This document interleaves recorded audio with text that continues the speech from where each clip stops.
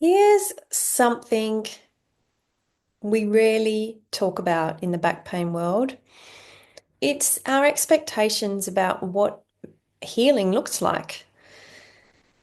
I think there's a lot of people that still are seeking the quick fix, the instantaneous wand, where all is resolved, all is taken away, and all that came before was just a blip on the radar. It certainly hasn't been what I've witnessed. What I witness in a very natural healing process are phases of expansion and contraction. And I like to use the analogy of watching a toddler learn to walk. There's a phase of that development. First phase is rolling, then they learn to sit, then they learn to take weight through their feet, then they learn to put a few steps together. Often they fall, they crawl, they get back up, they take a few more steps, they fall, they crawl, they get back up, they take a few more steps, and eventually they're walking and they're consistently walking. But there's nothing wrong with that process. They didn't fail because they fell.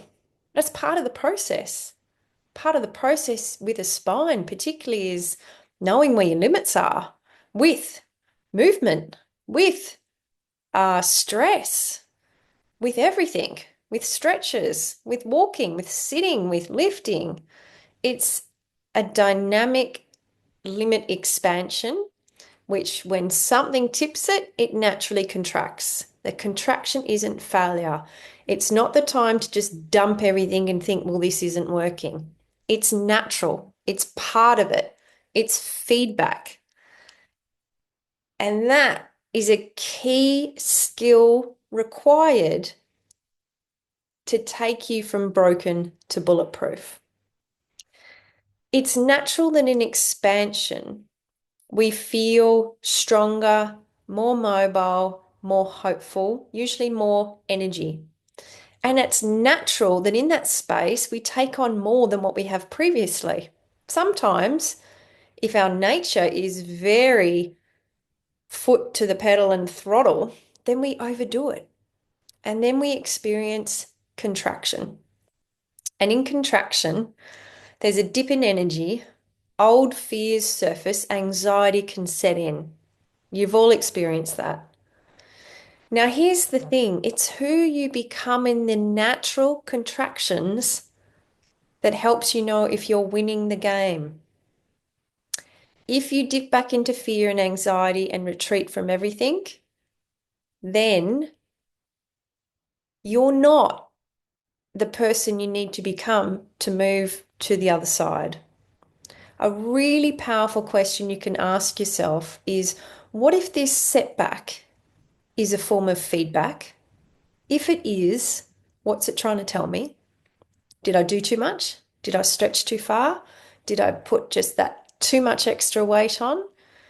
Was an hour of shoveling the mulch enough? Did I push it to two? Ask that question. And then a second question is, what aspect of myself am I not meeting? What aspect of awareness didn't I have? Were there signals that I overran? Was I truly listening? Was I truly connected to my emotional, mental, and physical body? Or had I just dumped the whole lot and got on with life because I was feeling good? Possible, natural, nothing wrong with it. I guess the hardest part is just not dropping everything and retreating into fear and anxiety. Whilst it's natural, it's not going to serve you. We know the fear spiral is cortisol, and we know that just feeds the inflammatory centers in your body, making the pain worse. So pause, breathe, ask yourself some of those questions, see if anything lands, and almost see it as a positive. That contraction means there's another phase of expansion just around the corner. If I can hold my belief, hold my calm, lean in with curiosity, pay attention to what the feedback was trying to tell me, then you will naturally move on to the next phase of expansion. So that's today's idea. Healing is not linear. Rarely. It is like a wave, like the tides, high tide, low tide. That's the curve, that's the shape. Let me know if that helped. I'm really invested in seeing you thrive, and it's nice to receive feedback about what actually helped, what hasn't helped. We're in this together, and I want my messaging to land well on as many of you that I can possibly reach. So help me help my audience. Like, share, drop your feedback, drop your comments, and we'll continue our journey together.